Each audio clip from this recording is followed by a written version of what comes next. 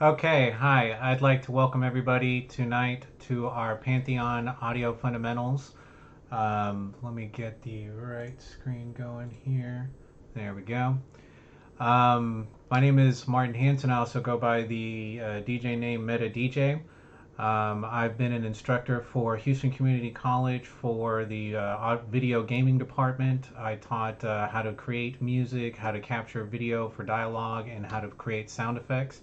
I've also taught as an instructor over at Guitar Center at the Westheimer location. For anybody that's interested, I'm still currently working at that location.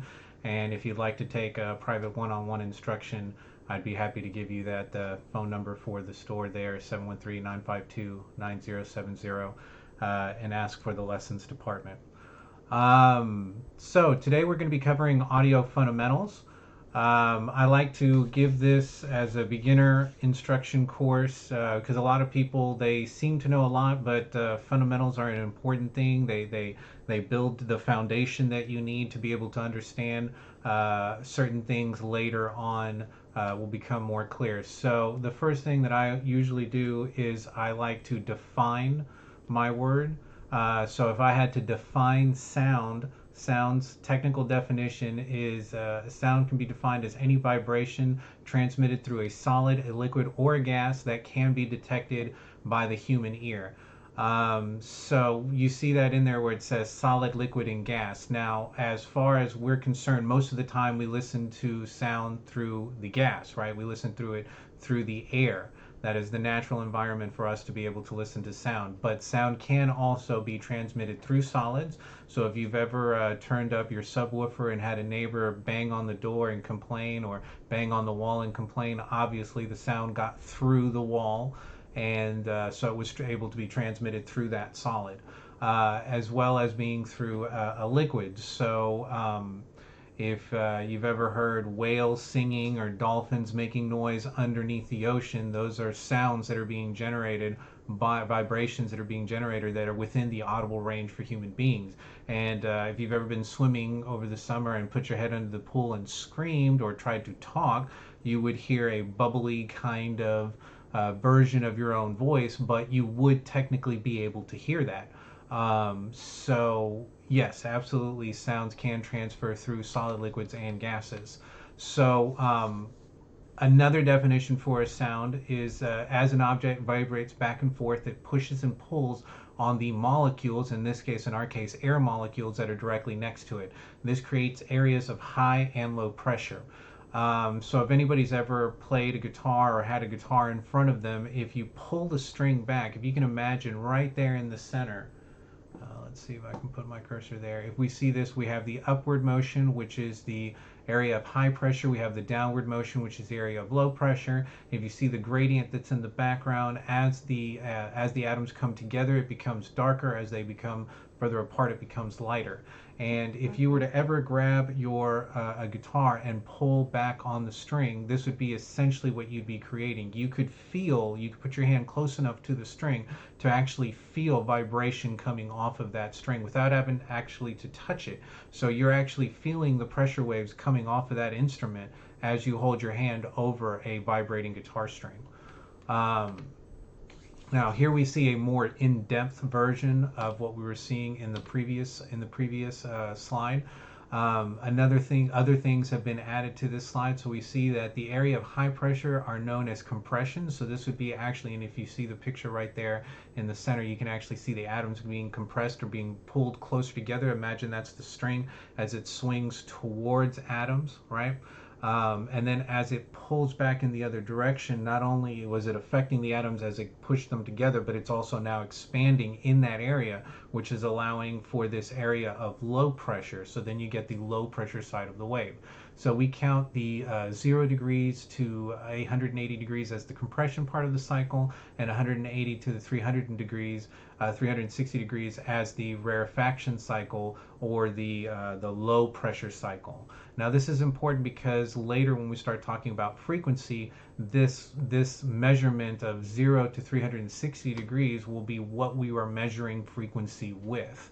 Now, another thing that we get from this chart also is that we get other things called amplitude and the length of the wave. So the actual physical length of the wave is from 0 all the way to 360. Now, we'll get further into that when we talk about the 7 physical characteristics of sound. But for right now, I want you to understand that to create sound, to create that vibration in the air, you need to have both the compression cycle and the rarefaction cycle, or the high and the low pressure cycle. Now, from there, what is a wave? A wave is a vibration in space and time that carries energy, usually acoustical energy. The wave propagation can be classified as both a transverse wave or a longitudinal wave. Now, what that means is that as we see here in this picture, we have the center frequency. That center frequency is the sound being generated. That is the focal point of the sound. That could be a speaker, that could be your voice, that could be a guitar, that's whatever it is. And as this sound generates, it not only goes in the direction that the instrument is pointed at, but it also goes in all directions. So it's a three-dimensional bubble that is created from the center location of that sound source. Very similar to what we're seeing here with if you were to have a pebble, or you would have a pond and you were to throw a pebble inside that pond, that you would create waves that not generate only in the direction that the pebble was thrown, but in all directions from where the pebble actually created that impact. And funny enough, you can actually see areas of high and low pressure. The areas of high pressure are the waves, and the areas of low pressure are actually the troughs in between those waves. So now we understand that waves travel in all directions from the sound source. That's three-dimensionally, both above your head and left to right and below and behind you. Waves are traveling in all directions. Now, in this particular picture, this shows each one of the individual atoms as they might appear in the air. I'm going to lose a little bit of the picture, so I won't be able to see anybody asking questions, but I actually want to show you this animation real quick. So let's actually, which one? So let's do Control F5, and there's the animation. So when we see the animation, we actually see that, there we go. We actually see each one of the individual atoms, but we see that the individual atoms vibrate within their local area, but they don't actually move too far away. Now that's the definition of a longitudinal wave. A longitudinal wave displaces, particle displacement is parallel to the direction of the wave. So it goes in the direction that the wave is going, but the atom itself doesn't vibrate more than within its general area. But these areas of high pressure and low pressure actually move. So you feel the energy move across the atoms. This is why you can hear both a sound within a solid and within a liquid, because the atoms are still there. The energy wave is still able to move away using the atoms to move across on them. Now, to differentiate that from a transverse wave's motion is up and down, where the longitudinal motion was left and right, or in the direction of the wave, forward and backward. If anybody's been in a pool or been in a wave pool or been in the ocean, you will feel the waves moving up and down across you. So what's actually happening here is that the atoms themselves are physically moving up and down as opposed to just vibrating within their general location. Another way to see wave propagation, this is within water, so you'll notice that one of the properties of water is that it will actually hold the atoms closer to the top. They'll have more energy, they will be able to be moved more. The further down you go within the solid, because of gravity, the atoms themselves don't move as much. And the atoms here actually move in a circular rotation, as opposed to moving left to right or from and away from wherever the energy wave was coming from. Here's another example of the same thing. So we actually get to see within, on the left hand side, we get to see the high and low energy waves. Pick whichever color you want, blue or red are the high and low energy. And on the right hand side, you actually get to see the same image, but you actually get to see the individual atoms moving within that image. And you'll notice that the closer they are to the sound source, the more violently they move. Just like within the guitar string, you can pluck and feel the energy actually close to it, but if you were to move far enough away from that guitar string, you would no longer feel the physical vibration of the atoms, but actually just the energy wave or the acoustical energy that's traveling over them. All right, so let's escape from that. Okay. At any point, at any time, if anybody does have any questions about what I've been talking about, please feel free to ask. I am watching the chat over here, the chat stream over on the side. So if you do have a question, please let me know.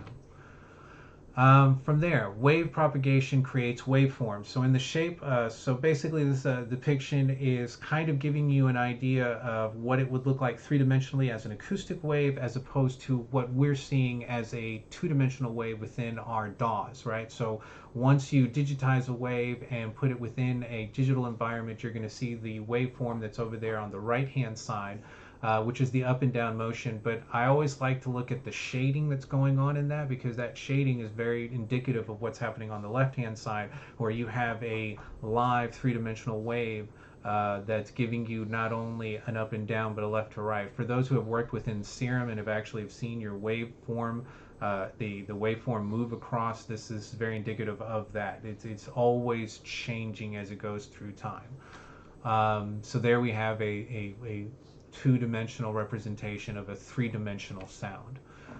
All right, so now this brings us to the 7 physical characteristics of sound.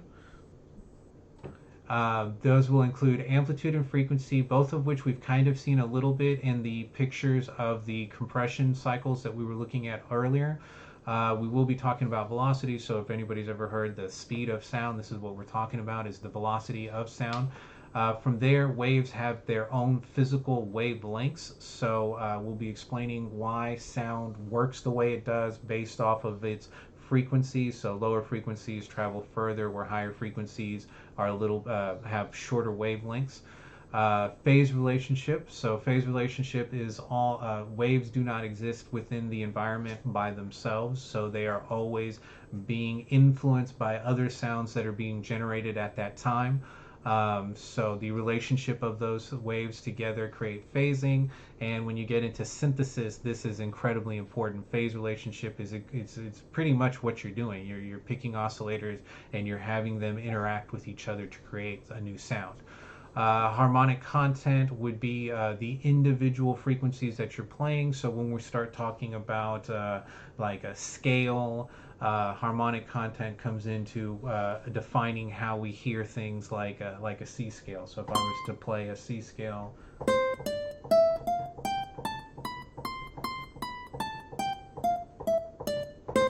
the relationship between those notes, their wavelengths, will give you harmonic content. From there, the last thing we'll talk about is the sound envelope, as far as the 7 physical characteristics of sound. And the sound envelope is important because that is where we get the definition of a short sound, a long sound, how loud the sound was. It's sort of a combination of all the other elements put into one thing in a chart, where we can kind of read and be able to see what the sound looks like. All right, so without further ado, we'll get right into amplitude. So amplitude defined is the distance above and below the center waveform. The greater the displacement of the center line and the more intense the pressure variation will be. So basically that just means is the further, let's see if I can get that over there. The further this is away from the center line, the louder that wave is, or the more energy that wave has. Now, I use the word louder in quotations because, as we'll learn later, not all sound is equal to us. We are actually tuned to certain frequencies, and we hear those with less volume than other frequencies. So we will say that amplitude is the physical distance away from the center point. The center point, if you can imagine a guitar string right there in the middle, that guitar string without being moved is this line right here at 0. As soon as you pull back on the string and let it go, as it wobbles this direction and back, it's going to create these areas of compression and rarefaction. So the harder you pluck on the guitar string, the louder that sound is going to be. So the more violent the vibration is, or the further away it is from that center line, the louder relatively that the sound should be. Now, from there, frequency. So frequency is a measure of the number of occurrences of a repeating unit per time. So I always ask people, what is frequency in audio? But frequency is its own word. Frequency means that you're measuring, or you've got something that you're measuring over an amount of time. So if you say, Martin, how frequently do you go to school, or how frequently do you teach, or how frequently do you get into a car, the next question I would be asking you is within a day, within a week, within a month, and then from there we can see how many times I've done that action over a certain period of time. Now in audio, what we're actually measuring is, again, that 360-degree cycle, which started at 0, went up and back down and got to, the end of 360. That gave us a full circle, which is the unit or the measurement, the thing that we're measuring, right, is how many times we create that 360-degree cycle within a second. So that 300-degree cycle would then be called cycles per second. And we also know this as hertz or frequency. So frequency is synonymous with the word hertz or with the word cycles per second, or CPS. So frequency is also something that defines the tone. So if I have a low frequency, that's not necessarily low, but it's lower than that, right? So a higher frequency, this would happen many more times per second. So if we can imagine up here, we're seeing this as 1 second, right? So the beginning of 1 second is here and the end of 1 second's there. This thing would have repeated so many more times and have thus a higher frequency than this sound right here, which is repeating at a lower frequency and thus has a lower tone to our ear. All right. So this is again another slide reinforcing the fact that hertz. Now, the reason why we use the word hertz is because this actually comes from a gentleman, a German physicist named Heinrich Hertz, and he created the scale for us. And so the scale for us as human beings starts at 20 hertz, or 20 vibrations per second, and goes up to 20,000 vibrations per second. So anybody that's ever looked at an EQ, when you look at the EQ, you'll see that it starts off at 20 hertz or 20 vibrations per second on one end, and then on the high end or on the right hand side ends up with that 20,000 vibrations per second. So again, hertz, Hz, which is the abbreviation for hertz, CPS, or frequency, all mean the same thing. They're all measuring that individual 360-degree cycles per second. Now, here I have an interesting chart. This chart's the reason why I like showing this chart is because a lot of people tell us that we have inferior hearing to certain animals. And they would be correct if we're talking about the higher frequency sounds, right? So we can see here that we see like 10 hertz down there at the bottom, up to 100,000 hertz there on the high side. Now, obviously, things like bats and whales that use echolocation would be able to hear higher frequencies than we do, just like a dog, right? A dog, we have a dog whistle. We've heard that term before, and we know that that means that it's a sound that we can't hear, but is high enough for dogs to be able to hear. Now, that's great, but if you look down here on the low end, we can actually go down a lot lower than the dog's hearing. And actually, a lot of those other animals like bats and owls would never be able to hear most of what we consider music. In fact, they can't. So they would only be able to hear frequencies that are within their vibrational range to be able to hear. So this is, again, like right here, this dog is really interesting because what that does is it tells me that if I know that lightning or the thunder part in a lightning storm, the low end rumble is in the 20 to 30 hertz, well, it makes total sense that I can hear it but my dog can't. And that might be a reason why he gets scared when it rains, is because he's hearing vibrations through his paws, or he's feeling that vibrations, because those vibrations, those low rumbles, do rattle the windows. And if you're if you're close enough to one of those, you will actually feel it come through your feet. So they're feeling vibrations that they can't hear. So interesting chart for that reason. And again, the range of human hearing for us as human beings is 20 hertz to 20 kHz. Now, another interesting chart dealing with the range of frequencies that we can hear. If we look at most of the frequencies that are up there, or most of the instruments that are up there, one of the things that we'll notice right away is that all those instruments fall within the range of human hearing. So if the lowest sound we can hear is 20 hertz and the highest sound that we can hear is 20,000 hertz or 20,000 vibrations, it would make sense that a lot of these instruments that we consider musical instruments would have to fall within the vibrational range that we can hear. And it's an interesting chart to let you know where the fundamental note of most people start. or where each one of these instruments starts, and the highest note that it can generate within that frequency of sounds before you either don't have it available within the instrument because the instrument's not long enough or it can't reach those vibrational tones. But very interesting chart. The piano, which has usually been said to be called the voice of instruments, when you look at it, you see that its range is much longer than the human vocal range, which is interesting. Human voices on the low end, this would be Barry White's, doing his very low frequency tone, and up here on the back end, this would be like Mariah Carey hitting her high. I'm not even going to try them notes. That would be within that vocal range, and then we could see all the other instruments within this within human hearing range. Now, from there, the next part of sound, one of the next physical characteristics is velocity. Now, velocity is interesting because it actually allows for a lot of variance within sound. And it's also responsible for sound transmission. So when we talk about the velocity of sound, we're actually talking about how quickly the sound is getting across from atom to atom, right? So how long does it take before it reaches a certain distance? So the velocity of sound can be defined as the speed at which sound moves through the molecules in a medium. So if we're listening to it through gas, this would be in the air. Because we listen to the world through the medium of gas, we measure the rates through air molecule transfers. So if you look up there at the top, I have that if we and the velocity of sound is very specific.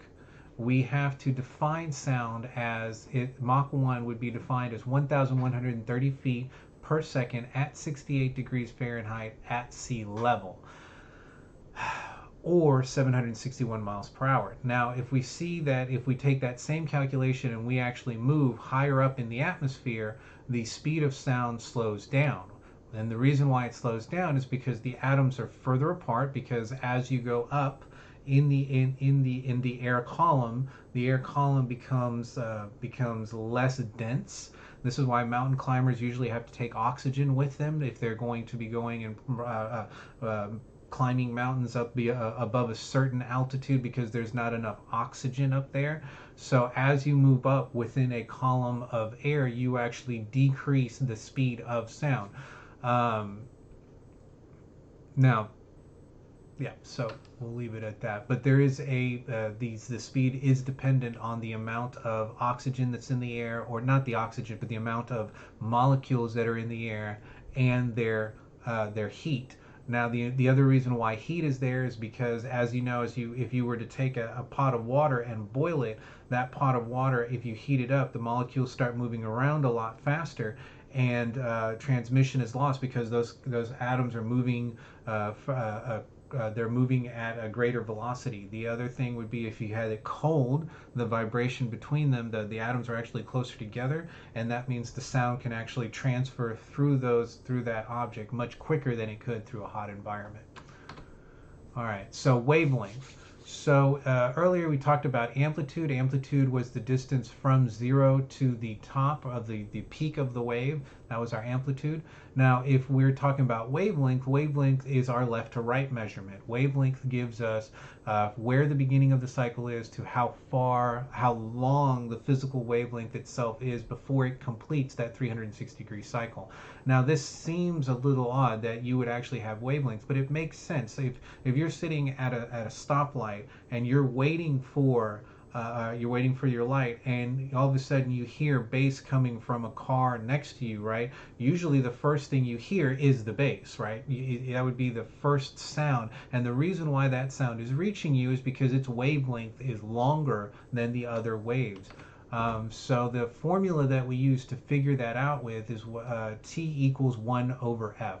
Now, T would be the length of the wave, so that would be the physical distance of the wave. 1 is representative of the speed of sound, and F is the frequency that you're trying to measure, right? So if we look, here we have a couple of the calculations there.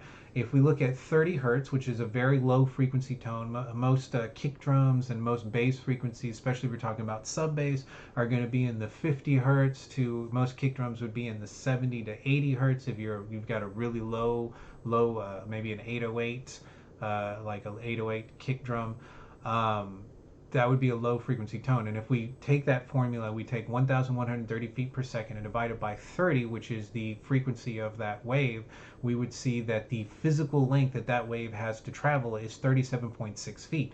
For those who have subwoofers, or for those who have been to loud concerts, you know that the further you get away from the subwoofer, the more clearly you can actually hear the wavelengths themselves. So for those people that sit close to the subs, what you're feeling is the energy waves that are coming off of them, but you're not actually hearing the frequency. You literally have to be almost 40 feet away from those speakers to be able to hear the completion of that wave and the actual sound itself.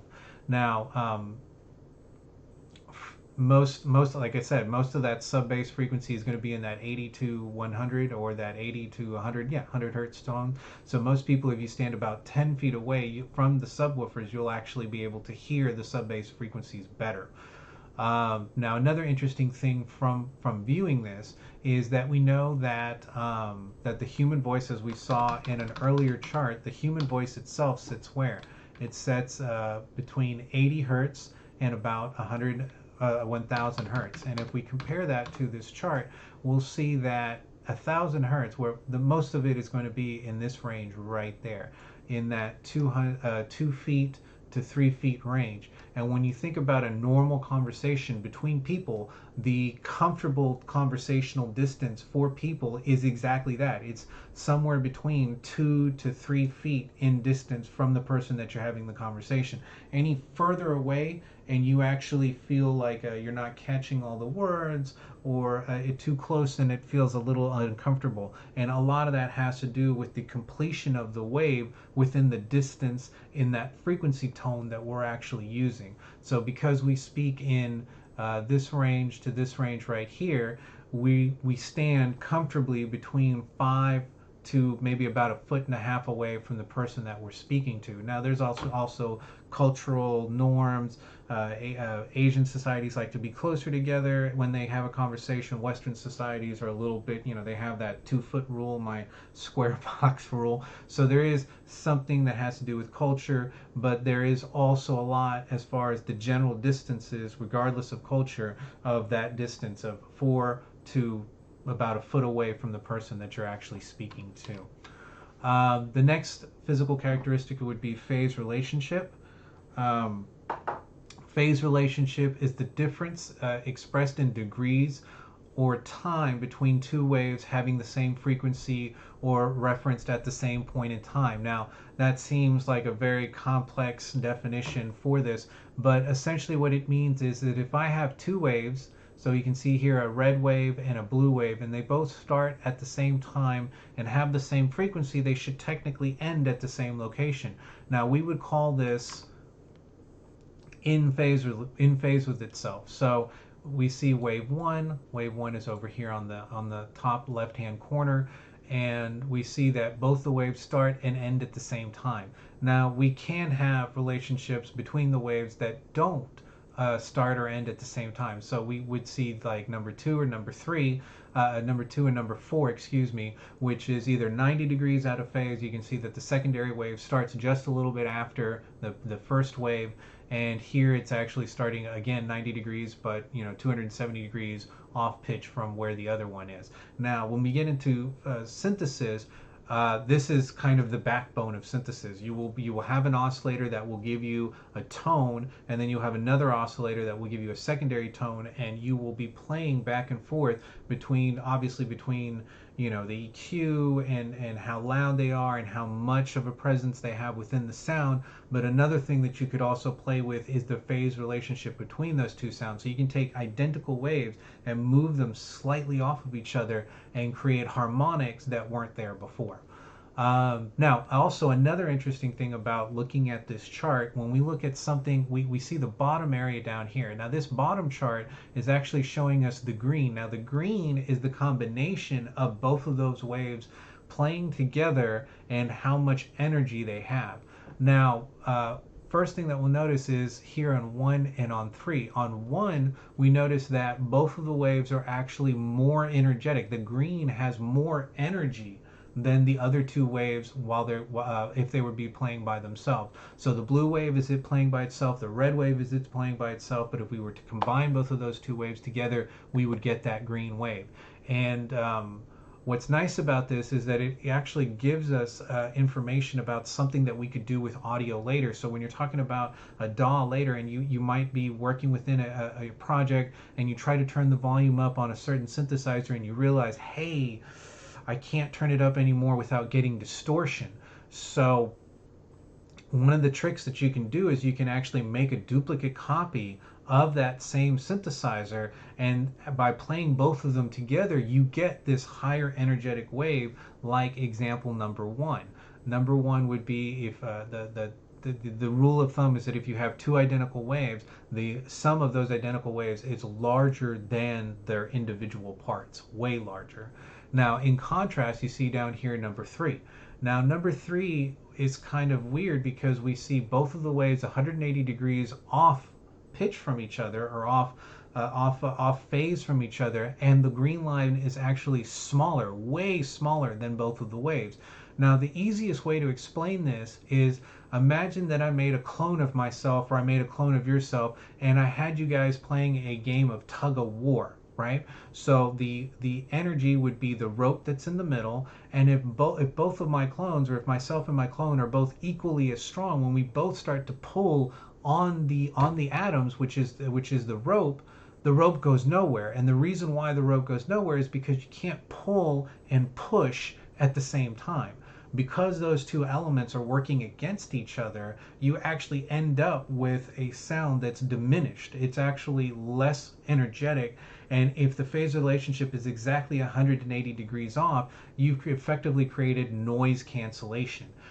When you think about noise canceling headphones, that's exactly what noise canceling headphones are. Is they have a little microphone that's on the outside of the headphones. They pipe that through the headphones and flip it 180 degrees outside, or 180 degrees out of phase with what's going on in the environment around it. And to the person who's listening, that inside the headphones, all you're hearing is quiet.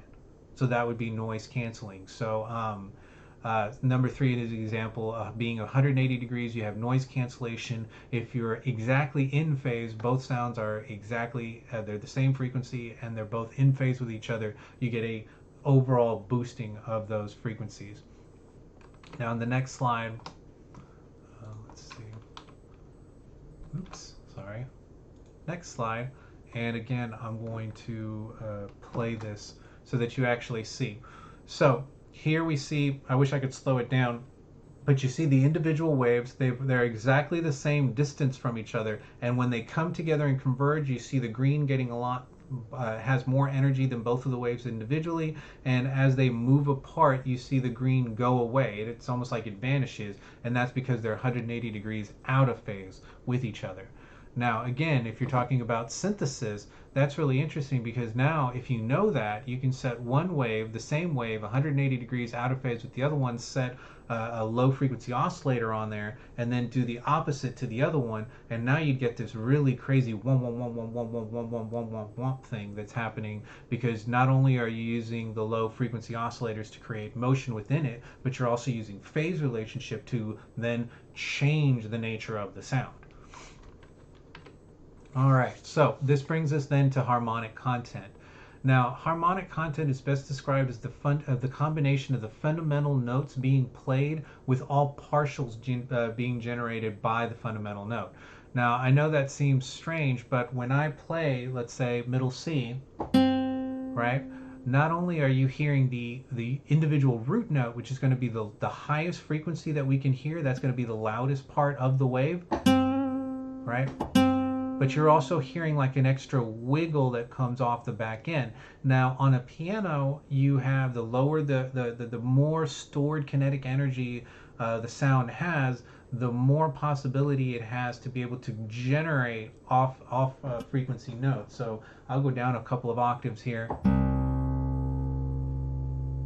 and we can hear that goes for much longer, right? We're generating all these other weird notes that are there. And if we were to take that so the chart that I have there is showing you from the first to the fifth harmonics, right? Now what that means is that harmonic content not only defines what our fundamental note is and all harmonics that are come after it, but it also gives us the ability to be able to group notes together that sound good with each other. So I will play the first in a harmonic, then I will play the third, right? So now if I, so what I'm doing there is I'm playing middle C, and then I'm playing 1, 2 white keys above it, and that would be the third harmonic. If I was to play the fifth harmonic, wait,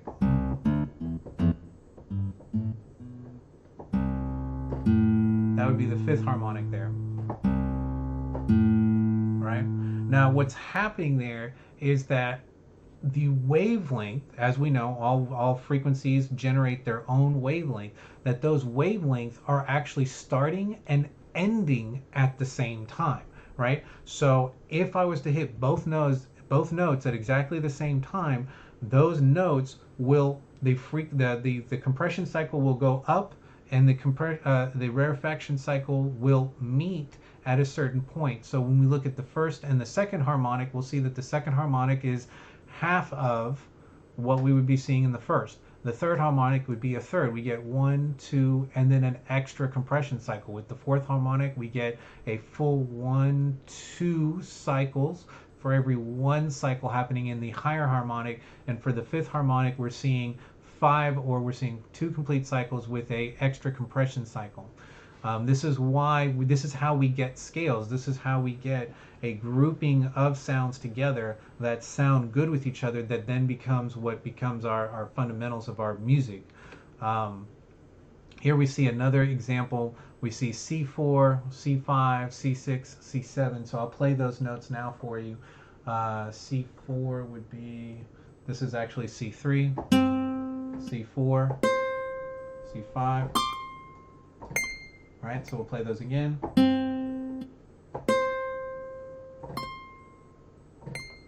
One more time.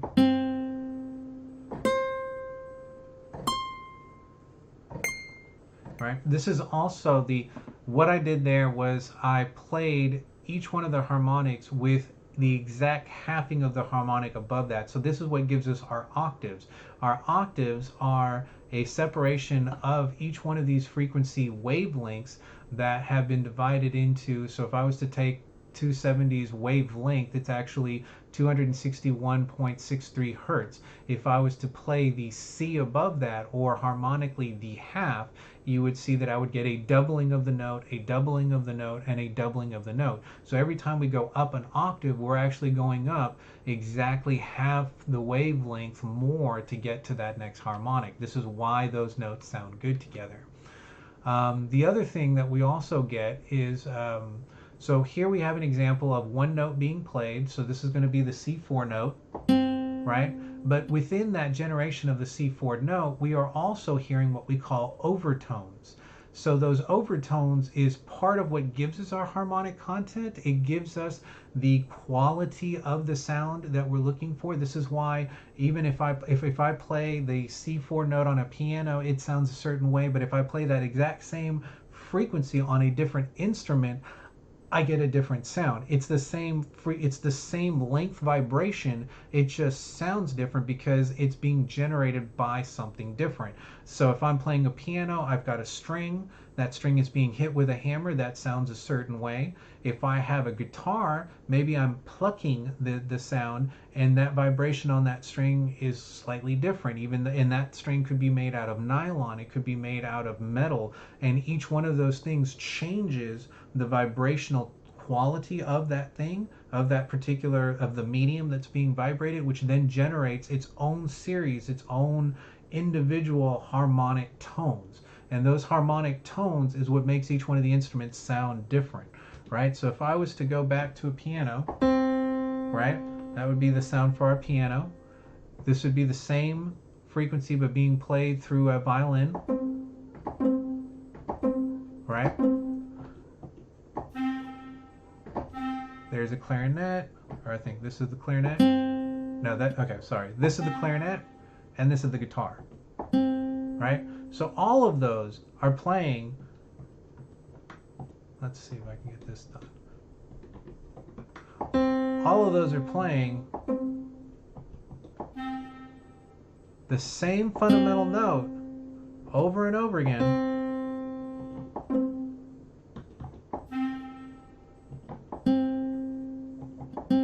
right? Each time, but based off of the overtones, it's creating its own unique sounds, right? So here we get a chart that actually shows us visually that same idea, right? Exactly what we just heard in the last example. So again, here's the piano. Oops. Playing that C4 tone, right? And we can hear that the piano is quite thick, right? And the piano is quite thick because it's generating a whole ton of extra harmonics and extra overtones. And an overtone is actually a harmonic that's within frequency or is a certain frequency distance equal to the fundamental note. So if we were to look here, the fundamental note is this biggest one right there at the beginning, and this one would be an overtone right here. Everything else, or a harmonic, everything else would be an overtone. Excuse me, let me say that again. This is the fundamental note right there. The harmonic is equal to in some way to the fundamental note, and anything else that is not equal or a half, a third, a fourth equal to the fundamental note is then considered an overtone, right? So we listen to the piano, very thick, has lots of sound to it. We listen to the violin, very thin, right? Not a lot of extra notes that are being generated there, not a lot of extra harmonics. From there, we'll listen to the clarinet, right? A wind instrument. Now, interestingly enough, the wind instrument is kind of unique. When you look at it, there's our fundamental note, right? But we also are getting an extra boost on the back end. Now, this could be because of two things. The reed in a wind instrument is where the vibration starts, then the vibration actually goes through the instrument. When it comes out of the other side of the instrument, you get an additional vibration on that side, right? So depending on the instrument, that vibration will be either higher or lower in the frequency bit, but being that a clarinet is a mid to mid-high range instrument, you're getting a lot more of a boost in that range, right? Again, we'll go back to the violin, very thin, and the piano, much thicker. Okay. Let's go back. Okay. Now, besides, and when we kind of talked this a little bit just a second ago, depending on the instrument, you will get sounds. Well, and actually this is very similar to what I just finished explaining. The violin sounds bright and it sounds piercing because it's very thin, and because of that you hear each one of the overtones that are there, and the instrument sounds bright. If you had a piano, if you were down on the lower frequency, you'd feel a lot more darkness because there's a lot more instrument there. If you think of violin, it's very short. The instrument is the distance in the strings are very short, so you're only going to get higher pitched sounds. Piano is a much larger instrument that's made out of more things, meaning that it's not just the wood itself with the bridge and the strings. You have the hammers. You've got basically a harp inside. So all those things make that sound unique. The same reason why one acoustic guitar might sound different from another acoustic guitar, and you can get into the minutia of this stuff because this guitar is made with a certain kind of wood, and that wood resonates slightly differently than the wood in another guitar, and so thus this guitar sounds quote unquote better than that guitar because the vibration inside the instrument, within the cavity of the instrument, in the case of a guitar, the hole, the vibration hole. In the case of a piano, where the harp is being held, and even with a piano, you can open up the lid, you can close the lid, and that changes or muffles certain frequency and changes the way that instrument sounds. So when you're thinking about, well, what kind of piano sound or what kind of guitar sound or what kind of instrument do I want, not only should you be thinking about what that instrument is as far as its frequencies that it's vibrating, but also whether the VST or the instrument that you're using allows you to be able to do certain things like open the lid on the piano, close the lid on the piano, give you more or less vibration in the wood to be able to make that instrument sound either darker or brighter. Now, from there, the last thing that we'll talk about, the last physical characteristic of sound would be the sound's physical sound's physical envelope. So all sound has a beginning and has an end. So a sound comes into existence, it's there for a while, or for a short while, or for a long while, and then eventually it dies off into nothing once the energy itself has dissipated. So we measure this we divide a sound up into 4 different parts. The first part is going to be the attack. The attack is going to be from 0 energy, from the time the sound starts to the time that the sound has reached its highest energy portion. So this would be the peak of the first wave. Usually this is going to carry the fundamental note. This is also going to be carrying the loudest amount of energy that the sound is going to have. So if I'm talking about, let's say, a clap, right? That was a sound. It happened quickly. The attack, it would have been a mainly attack sound, meaning that it's not like a piano sound where if I play a piano sound, you hear it's got a very long sustain and release, as opposed to a clap, which is there and it's gone, right? So the attack refers to from 0 to maximum amplitude of the sound. It is the loudest sound, and it is also going to have the lowest frequency to it. From there, the next part of the sound that we would measure is be called the decay. The decay goes from peak energy of the wave to about 50% energy of the wave. Now, again, if you're talking about a percussive sound like a clap or a kick, that is going to be a very quick sound. The decay is going to happen almost instantaneously. You're not going to have it there for very long. But if we look at something like the wave down here in the second image, this is closer to what a piano looks like. So if I'm playing the piano, we can say that there's a certain amount of decay time that we heard the piano it had the original sound, and then it kind of died off a little bit. Well, that's kind of weird. Oh. Okay. And it's dying off, right? So the decay is from peak energy to 50% of the maximum energy. If you're dealing with a longer sound, the decay will be longer. If you're dealing with a compressive or a percussive sound, the sound will be shorter.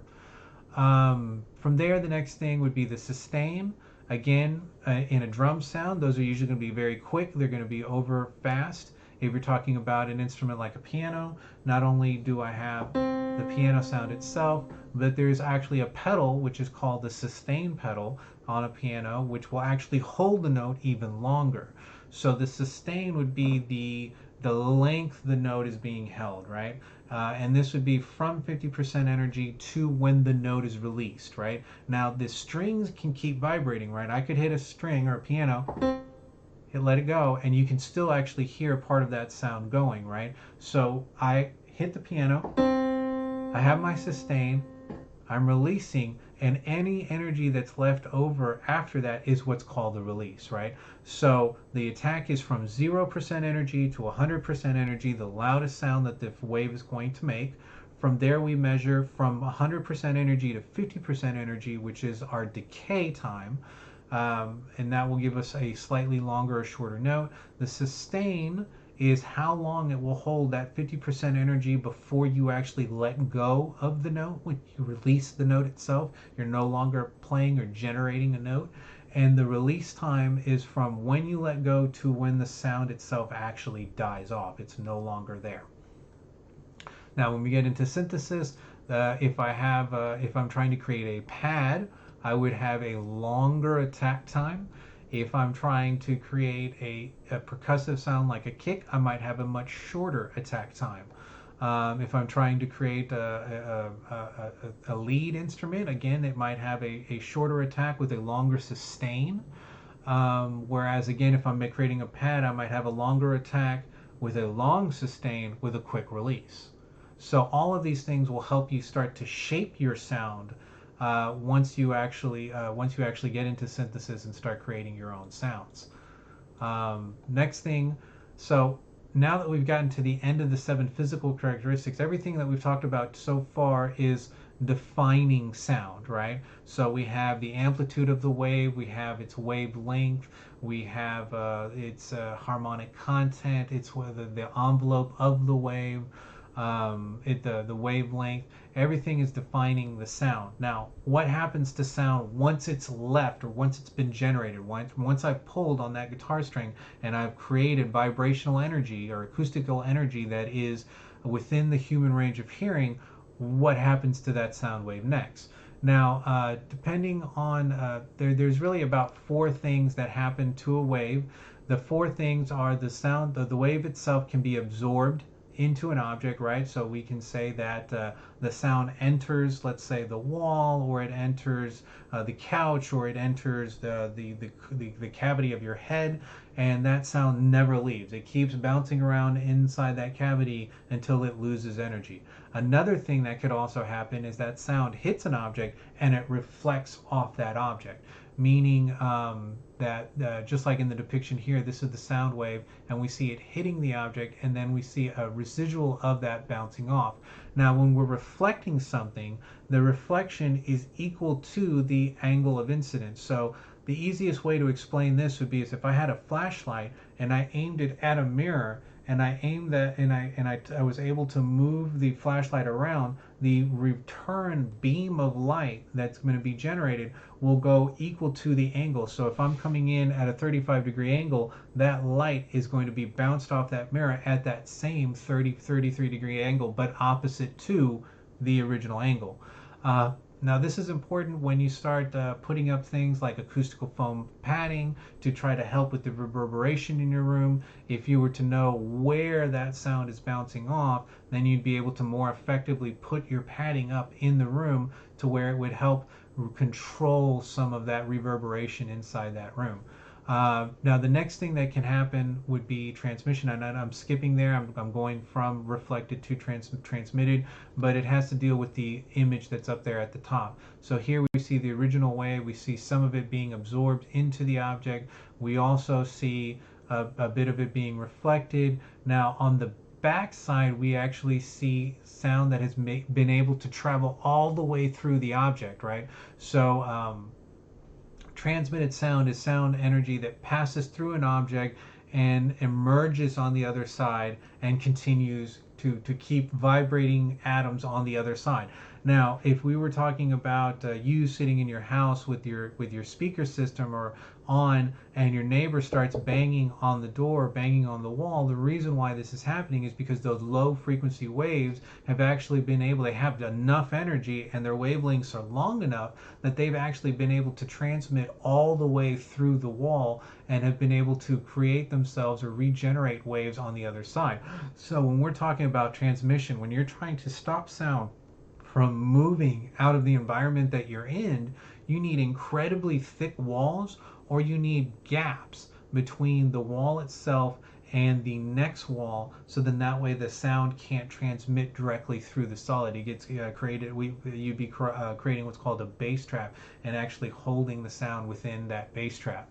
The last thing that sound will do when it hits an object would be to diffract around an object. Now, this is kind of weird as far as a concept. If you can imagine here where it says original wave, where you see the original wave in the area, imagine that that's a speaker system, and this is a big wall, a thick wall that's stopping you. Maybe it's stopping you from getting into a venue, or it's anyways, it's a wall that's there, and you're standing over here on the right hand side of it. For you, you would not perceive the sound to be coming directly from where the speaker is if you were on the other side of the wall. For you, your point of reference will be the corner of that wall. This is the same as if you were in a classroom or if you were in a room and there was a bunch of noise coming from outside the room. You could not tell if that noise was on the left hand side of the door or the right hand side of the door. For you, the noise would appear to be coming from the hole, which is the door itself, and that would be your new point of sound vibration. So the sound vibration, so what's happened there is that the sound waves have actually diffracted, or they have bent around the wall itself and are now using that as the generation, or where the sound is actually coming from or being generated from. So again, sound can be absorbed, which is sound that goes into an object and never leaves. It can be reflected, meaning that it would hit the wall and bounce off, or hit the object and bounce off. Sound can be diffracted, which means that depending on your point of reference to the original sound, it'll sound like the sound has bent around an object. And all that is that that is the strongest point of reference for you from where your point of view is to where the sound is coming from. And then transmitted means that the sound wave has actually gone all the way through the object, and you're now hearing it through the other side of that object. So that brings us to the end of the prepared slideshow that I have for you. We have about 3 minutes to go on the before 9 o'clock expires. So if there are any questions, I'd be happy to go over any particular part that I worked on or anything that I've covered in the slides before. So I'll wait about a minute before we go ahead and turn off the webinar.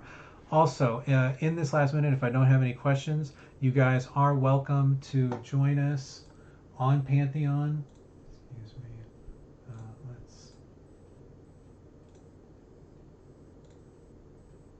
Okay. Let me just get this going here.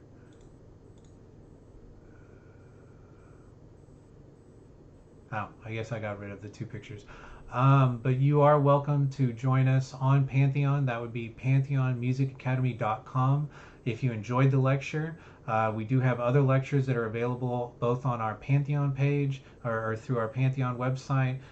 You can also go and check us out on YouTube. We keep 30 minutes of the, or I think it's 15 or 10 minutes of the original part of the webinar, and we make it available so that people can kind of peruse and see if they like a couple of those shows.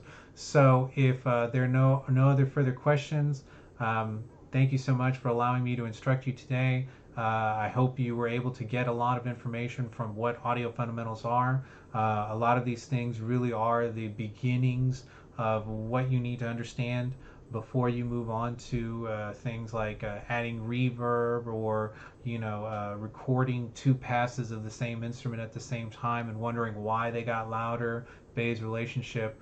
So if there are any questions, I'd be happy to answer them. If not, you guys have a wonderful day, and I'll stop the live stream now. Thank you guys so much for the support. It means the world that you've become one of the early adopters, and thanks to you being an early adopter, we can continue doing what we're doing and continue giving you guys awesome content. Keep in mind that now that you're subscribed, you do have full-length access to our video channel, meaning that you'll be able to watch any past live streams that took place, even if you weren't there to attend them. Also keep in mind that so long as you're subscribed, you'll have access to a 10% discount on future courses that take place straight from pantheonmusicacademy.com. Thank you guys so much for being part of our early adopters. We couldn't do it without you.